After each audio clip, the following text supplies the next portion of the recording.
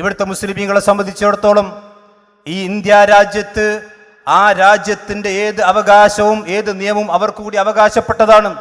കാരണം അവിടെ മുൻഗാമികളായിട്ടുള്ള മഹാരഥന്മാരായ പണ്ഡിതന്മാർ അവർ ഈ രാജ്യത്തിന് വേണ്ടി പോരാടി. ഏതാനും ചില ആളുകളുടെ പേരുകൾ ഞാൻ വായിക്കാം.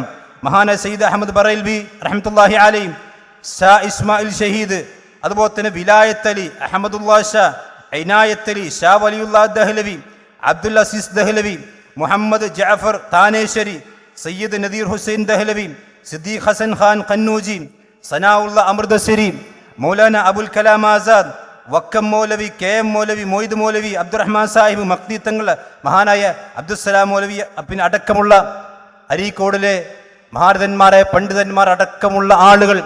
അതിൻ്റെ ലിസ്റ്റ് ഇവിടെ പറഞ്ഞാൽ തീരൂല. ഇവരൊക്കെ മഹാപണ്ഡിതന്മാരായിരുന്നു. ഇസ്ലാം പഠിച്ച, വിശുദ്ധ ഖുർആൻ മനസ്സിലാക്കിയ, അള്ളാഹുവിൻ്റെ പ്രവാചകന്റെ ഹദീസുകൾ പഠിച്ച് മനസ്സിലാക്കി ഈ ഇന്ത്യ രാജ്യത്ത് തന്നെ ജീവിക്കാൻ ഒരു മുസ്ലിമിന് പ്രശ്നമില്ലെന്നും ഇവിടെ തന്നെ ഞങ്ങൾ ജീവിക്കുമെന്നും ആർജവത്തോടുകൂടി പ്രഖ്യാപിച്ച മഹാപണ്ഡിതന്മാരായിരുന്നു ആ മഹാരഥന്മാരൊക്കെ തന്നെയും. അവർക്കാർക്കും ഇന്ത്യ രാജ്യത്ത് ജീവിക്കാൻ പറ്റൂല, നമ്മൾ എവിടേക്കെങ്കിലും ഹിജറ പോകണം എന്ന് അവർക്ക് തോന്നിയിട്ടില്ല. അവരുടെ ആ കാലഘട്ടത്തിൽ ജീവിച്ച ആളുകൾ ഇത് പറഞ്ഞിട്ടുമില്ല.